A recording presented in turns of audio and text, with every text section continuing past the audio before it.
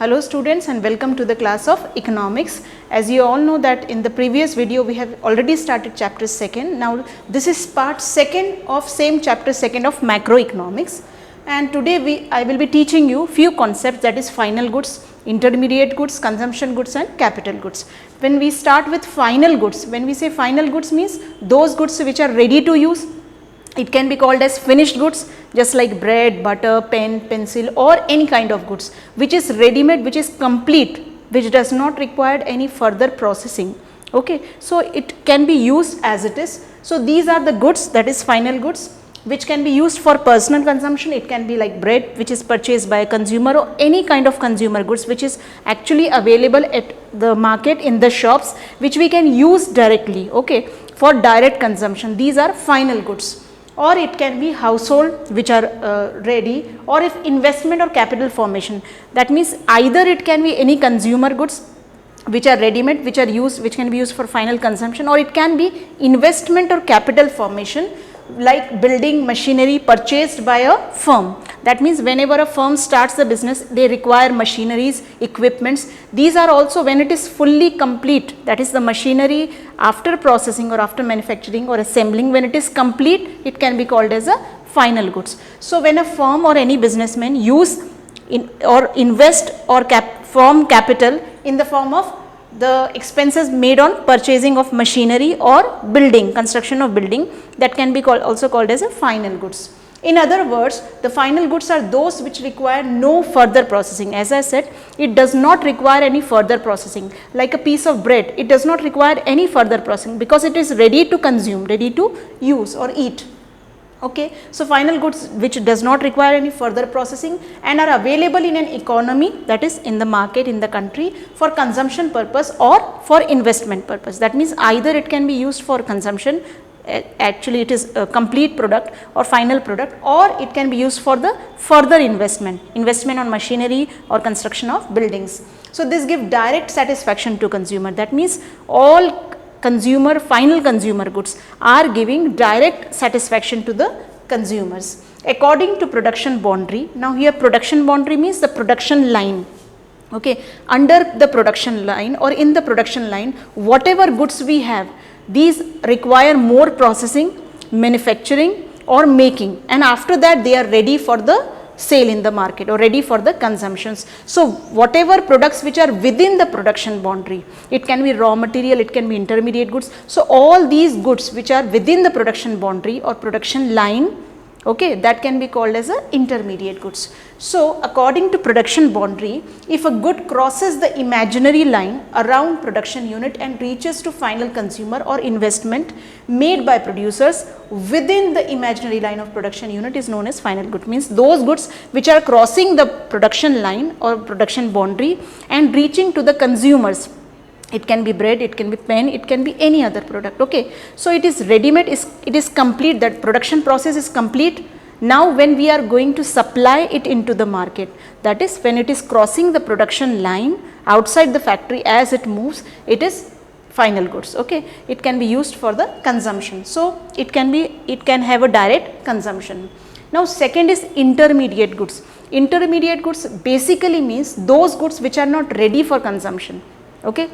These are not ready made goods. It required further processing, and after that it will be converted into final good. Remember students, the intermediate goods cannot be consumed as it is. Okay. These intermediate goods require certain processing, okay, certain procedure, certain steps in the industrial unit, production unit or any kind of factory, then only it will be converted into or final goods or ready made or consumer goods. So, these are the goods that are used for further processing, like sugar, which is an intermediate good used for making sweets. Okay. Sugar can be a final good if you are consuming it as it is, okay, if you wish. Okay. Otherwise, this sugar can be used for making tea, for making coffee, or can be used for any other things. Okay. Can be made for we are using it in sweets. So, accordingly the sugar, when it is used for making sweets, sugar is an intermediate goods, whereas sweet, which is a final consumption goods, it is a final goods.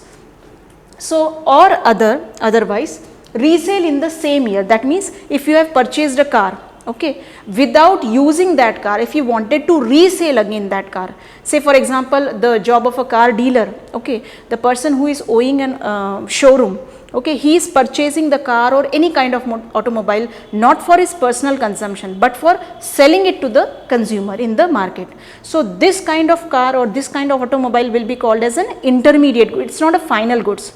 When a person or an individual is purchasing an automobile for his family's use, for his personal consumption, okay, for his family use, okay, so that can be called as a final good. But when the same individual is owning a showroom, okay, he is a car dealer and he is purchasing the car for selling it again to the customer, then it is an intermediate goods. In other words, intermediate goods are the ones which require further processing and are not available in an economy. That means these intermediate goods are not available in the market, available in the economy for ready-made use, for consumption purpose. These goods requires or gives indirect, that means these goods basically requires further processing, then only it will be completed, that means then only it will be completed as final goods which is ready to use. So this kind of intermediate goods are giving indirect satisfaction to the consumer, directly it is not providing any satisfaction. According to the production boundary, if a good does not cross the imaginary line, that means those goods which does not cross the production line or production boundary, they are not considered as the final goods, okay. Those goods which are crossing the production line or boundary, they are only called the final goods, and other than that, those goods which are under the production line or production boundary, which are require certain processing, they are called as intermediate goods. Now some points to remember how we can classify or differentiate between final goods and intermediate goods. So basis of classification of these goods will be personal consumption, the first point, that those goods which are personally consumed or which are consumed directly can be considered as a final good, whereas if a good is used for further processing, that means the same good when it is used for further processing of to any other goods, it can be called as an intermediate goods. Resale in the same year, that means any automobile, just like I gave an example of a car dealer, any automobile or any kind of electronic goods which you are purchasing from the market again to resell it, then these goods will be considered as intermediate goods because you are not using it for your personal consumption. So those goods which are used for personal consumption can be considered as final good, or it can be investment which are made on building machinery, these are final goods. But when the goods are used for further processing or resale in the same year without using it, then these are considered as intermediate goods. Thus, the basis of classification between these two goods can be not the thing, but not the commodity itself, but the use. That means it is not the commodity itself which can tell that this is a final good or this is an intermediate good. When we try to classify them, when we try to judge them, that what is final and what is intermediate good, it is the use. That means it depends on its use, how you are using it. Like sugar, you can consume it as it is, then it will be final goods if you wanted to.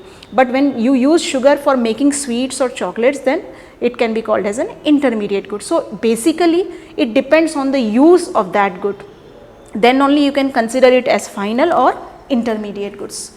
For example, bread which is used by a consumer household is a final.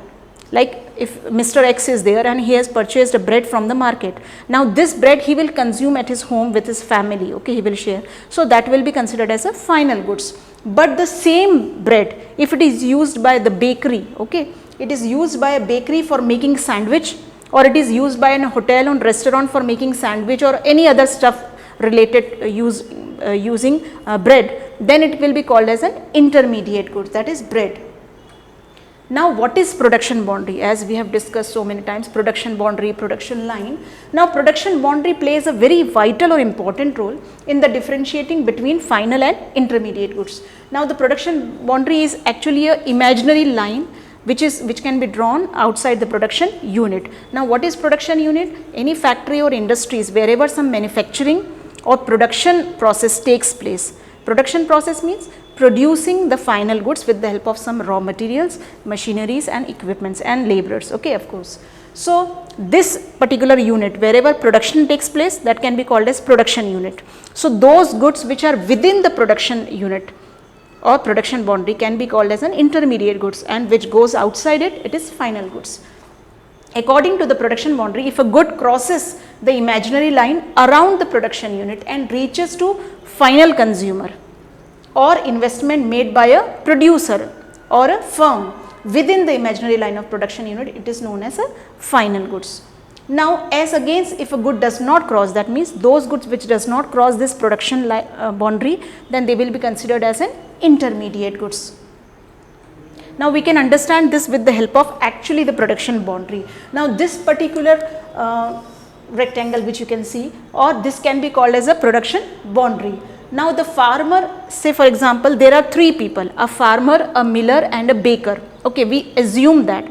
Just to understand the production boundary, you need to see this. Okay, when a farmer is producing wheat worth rupees 1000 and sell it to miller. Miller means chakki wala, okay, the person who transfer the wheat to flour. Okay, so when we say a farmer who is producing wheat worth of 1000 rupees, that means he has grown wheat of 1000 rupees and he has sold this wheat of 1000 rupees to miller. Now, what the miller does, that miller produces the flour, that means he transfers those wheat to flour and he sells this flour to the baker at 1500 rupees, okay, 1500 rupees. Now, after the baker is getting this flour, the baker is, as he is running a bakery, so might be he is engaged in making the breads or all kind of stuff. So, he convert that flour to bread and sells this bread to at 2000 rupees to the final consumer. That means now this bread, when it comes outside this production boundary or production unit, this bread will be considered as a final goods. Otherwise, the wheat, the flour, the bread, when it is in making, these are considered as a intermediate good here. But when it cross and comes to final consumer, that is when it is reaches to final consumers, then it become, this bread will become a final good. Now, in the given diagram, there are three production unit. We can see that there are three production unit. The thick border, this thick border which is drawn around all these three units, that is confirming with the farmer, with the miller and with the baker. So, it is known as the production boundary. That means this particular bold line which we can see, it is called as production boundary. Within this production boundary, whatever goods are there, these are intermediate goods, and when it crosses and reach to ultimate consumer, then it becomes final goods. Within this limit, wheat and flour are intermediate goods. That means within this, the wheat and flour are intermediate goods and bread is final goods as it lies outside the purview of the production boundary. Now, final goods again can be classified. Now, after finishing that, these final goods again can be classified into two goods. It can be consumption goods and capital goods. Now, when we talk about consumption goods, as the name suggests, those goods which we can consume, okay, directly. So, it can be consumption goods are those which satisfy the wants of the consumer directly. It can be car, television sets, bread, furniture, air conditioner, etc. Okay, any kind of goods which gives a consumer a direct satisfaction or which can be used directly without any further processing can be called as a consumption goods. Now, there are again some categories or classification of this consumption goods. It can be durable goods, semi-durable goods, okay, or non-durable goods. Now, starting with durable goods, when we say durable means which last forever, that means which have a great long life. These goods have an expected lifetime of several years. It can be furniture, it can be any kind of goods and of relatively high value. That means these particular goods are giving you high value. That means as a consumer, we are receiving a high value from these goods. Why? Because they are there with you for longer period of time. And they are motor cars, it can be refrigerator, television sets, washing machines, air conditioners, kitchen equipments, computers, communication equipment, etc. So, these all can be categorized in the durable goods. Now, there are some semi-durable goods. These goods have an expected life or time use of 1 year. That means these particular goods can be used for 1 year or slightly less, more than 1 year. And they are not of relatively great value. That means they will not remain with you for a longer period of time. They are not in the category of durable goods. Okay. Examples are clothing, like after 1 year of use of that clothing, you need to spare that. Okay. Now, furniture, electrical appliances like fans, electronic iron, hot plates and crockery. So, these kind of goods which have relatively less period of life. It can be 1 year or slightly more than 1 year. Now there are non-durable goods. After durable, semi-durable, now this is non-durable goods. That means completely these goods cannot be used for a longer period of time. Once it will be used. Goods which cannot be used again and again, as these goods they lose their identity in a single act. That means after single use or single consumption of these goods cannot be, you have to reject the goods because it is not a durable good, it is non-durable goods. These are food grains, it can be milk, milk products, edible oil, vegetables, fruits, any other goods which can be used once only. After that you cannot reuse it. Okay. So these are non-durable goods. Then there are services also. Services are non-material goods, as we all know that services are not material goods. These are non-material which we cannot see or touch, but which we can feel, like it satisfies the human wants directly. It cannot be seen or touched, that is they are intangible in nature, they are not tangible.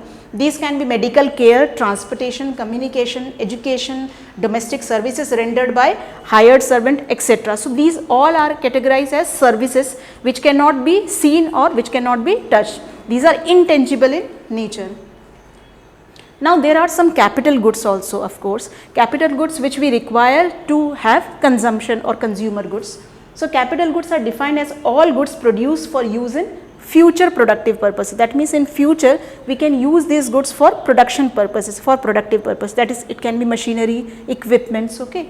So for example, all the durable goods like car, trucks, refrigerator, building, aircrafts, submarines, etc. These goods are ready to use, but these goods can be used for producing the consumer goods. So we can categorize them into capital goods, like stock of raw materials, either semi-finished or finished goods, which are lying with the producer at the end of an accounting year.